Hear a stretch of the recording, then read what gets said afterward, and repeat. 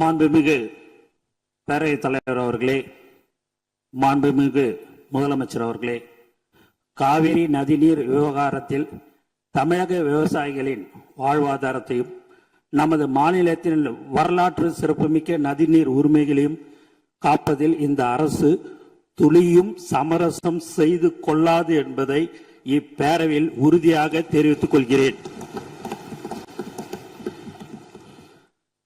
கர்நாடகாவின் தற்போதைய முதலமைச்சர் அவர்கள் மேகதாது பிரச்சனையை சமீபத்தில் எழுப்பிய உடனேயே மாண்புமிகு தமிழக முதலமைச்சர் அவர்கள் 25/5/2026 அன்று அரசு தலைமை வழக்கறிஞர், உச்ச நீதிமன்ற மூத்த வழக்கறிஞர் மற்றும் உயர் அதிகாரிகளுடன் ஆலோசித்து இப்பிரச்சனையை குறித்து எடுக்க வேண்டிய நடவடிக்கைகளை பற்றி அறிவுறுத்தினார்கள். அத்துடன் நிற்காமல் நமது மாண்புமிகு முதல்வர் அவர்கள் அடுத்த நாளே 26/5/2026 தனது கடிதத்தின் வாயிலாகவும் 27/5/2026 அன்று மாண்புமிகு இந்திய பிரதமர் அவர்களை நேரில் சந்தித்து மேகதாது திட்டத்திற்கு எவ்வித அனுமதியும் அளிக்க வேண்டாம் என மீண்டும் வலியுறுத்தினார்கள். மாண்பு தமிழக முதல்வர் அவர்கள் 25/5/2026 அன்று உத்தரவிட்டதின் அடிப்படையில் தமிழ்நாடு அரசு சார்பாக புதுடெல்லியில் உள்ள தேசிய பசுமை தீர்ப்பாயத்தின் முதன்மை அமர்வில் மேகதாது திட்டத்தை எதிர்த்து 27/5/2026 அன்று ஒரு மனு தாக்கல் செய்யப்பட்டுள்ளது. இந்த சூழலில் மாண்புமிகு தமிழக முதல்வர் அவர்கள் 18/6/2026 அன்று அமைச்சர்கள், சட்ட வல்லுநர்கள் மற்றும் காவேரி தொழில்நுட்ப குழு மற்றும் பன்மாநில நதிநீர் பிரிவினை தலைவர் ஆகியோருடன் ஆலோசித்த பின்னர் மேகதாது திட்டத்தை எதிர்த்த ஒரு தீர்மானத்தை முன்மொழியலாம் எனவும் அதற்கு அனைத்து சட்டமன்ற உறுப்பினர்களின் ஒருமித்த ஆதரவை கோரலாம் எனவும் முடிவெடுத்தார்கள். காவேரி நதிநீர் விவகாரத்தில் ஒருமனதாக ஏற்றப்பட்ட தீர்மானத்தில் மாண்புமிகு எதிர்க்கட்சி தலைவர் அவர்கள் 4/3/2026 அன்று தமிழ்நாடு அரசு ஒன்றிய அரசுக்கு மேகதாது அணை விவகாரம் குறித்து ஒரு புதிய நடுவர் மன்றம் அமைக்க முன்மொழிகள் அனுப்பியதும் குறித்து தீர்மானத்தில் சேர்க்க கோரிக்கை வைத்தார். அதன்படி இப்பேரவையில் 19/6/2026 அன்று நடுவர் மன்றம் அமைக்குமாறு வலியுறுத்தி ஒருமனதாக தீர்மானம் நிறைவேற்றப்பட்டு அதன் நகலை அன்றே தனது நேர்முக கடிதம் வாயிலாக மாண்புமிகு முதல்வர் அவர்கள் மாண்புமிகு அனுப்பியுள்ளார்கள் என்பதை குறிப்பிட விரும்புகிறேன்.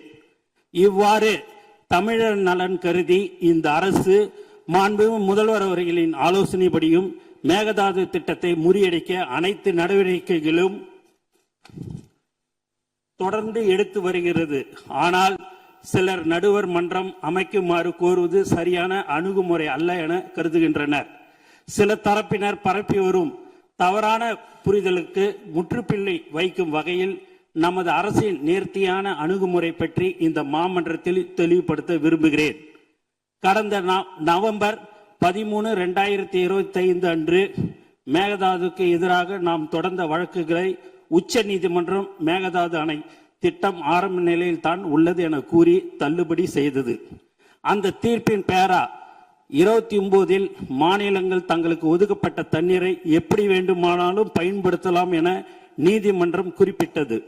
இதை தங்களுக்கு சாதகமாக பயன்படுத்தி கர்நாடகாவோ அல்லது கேரளாவோ தன்னிச்சையாக புதிய அனுமதிக்கப்படாத திட்டங்களை கையில் எடுத்துவிடக்கூடாது என்பதில் நாம் உறுதியாக இருந்தோம். டிசம்பர் 2025 ஒன்றிய அரசு தன்னிச்சையாக காவேரி நீர்வள திட்டங்களை மதிப்பீடு செய்வதற்கான வழிகாட்டுதலை வெளியிட்டது. மேலும் கடந்த மே 2026 நாளிட்ட ஒன்றிய ஜல் சக்தி அமைச்சகத்தின் கடிதம் மூலம் மத்திய நீர்வள ஆணையம் CWC கர்நாடகாவின் மேகதாது திட்ட அறிக்கை DPR மீது தனது தொழில்நுட்ப கருத்துக்களை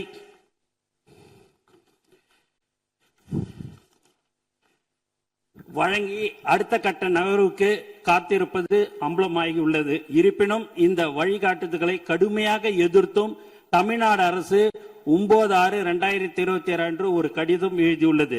இந்த சூழ்நிலையின் தீர்வை கருத்தில் கொண்டு ஏற்கனவே குறிப்பிட்டவாறு நமது மாண்புமிகு முதலமைச்சர் அவர்கள் அண்மையில் 27/5/2026 மாண்புமிகு இந்திய பிரதமர் அவர்களை நேரில் சந்தித்து மேகதாது அணை விவகாரம் குறித்த தமிழ்நாட்டின் நியாயமான கவலைகளை குறிப்பிட்டு கோரிக்கை மனு சமர்ப்பித்துள்ளார்கள்.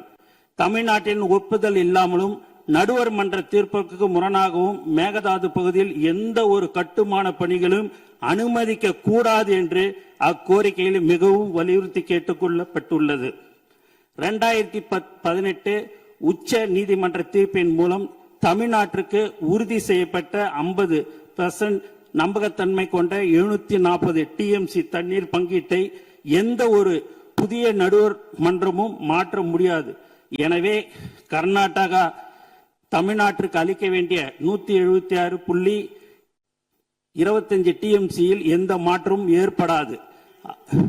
177.25 TMCயில் எந்த மாற்றமும் ஏற்படாது.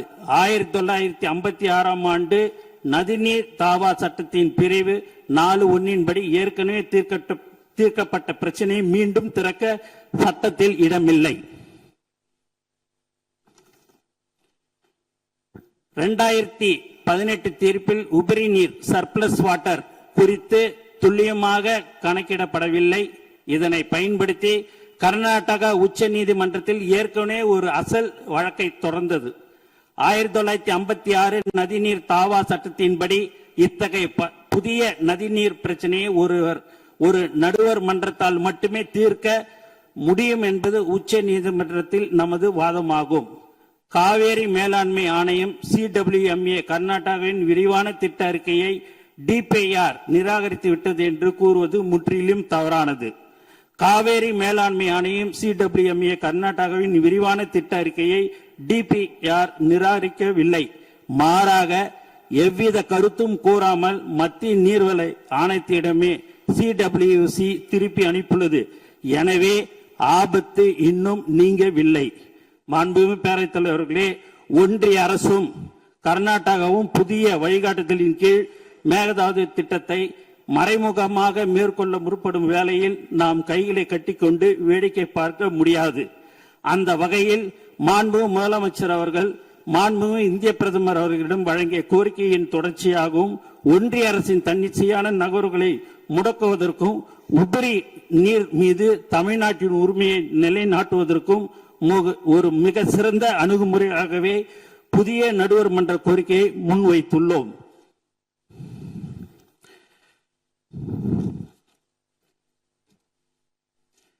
புதிய நடுவர் மன்றம் அமைவதால் தமிழ்நாட்டிற்கு எந்தவித பாதிப்பும் ஏற்படாது என்பதை இப்பேரவைக்கு மிக உறுதியுடன் தெரிவித்துக் கொள்கிறேன். நன்றி.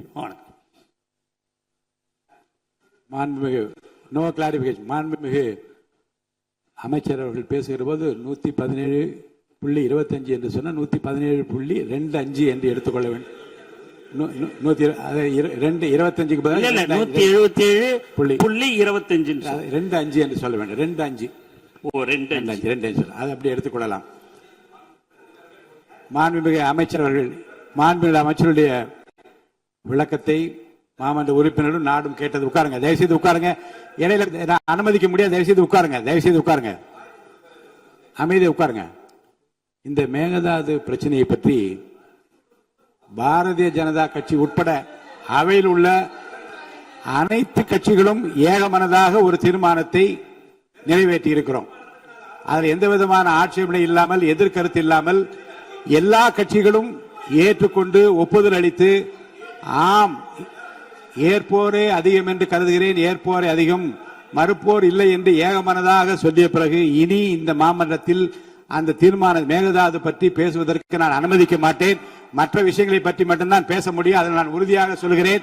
மேகதாது பிரச்சனைக்கு ஏகமனதாக தீர்மானம் நிறைவேற்றப்பட்டு ஒப்புதல் அளிக்கப்பட்ட பிறகு அதை பற்றி பேசுவதற்கு இனி அனுமதி இல்லை. இன்று 11 மாமன்ற உறுப்பினர் பேச இருக்கிறார்கள். இன்று மாண்புமிகு எதிர்க்கட்சி தலைவர்கள் பேசவிருப்பதால் பேசுகின்ற உறுப்பினர்கள் 10 நிமிடங்களுக்குள் தங்கள் உரையை முடிக்க வேண்டும் என அன்புடன் கேட்டுக் கொள்கிறேன்.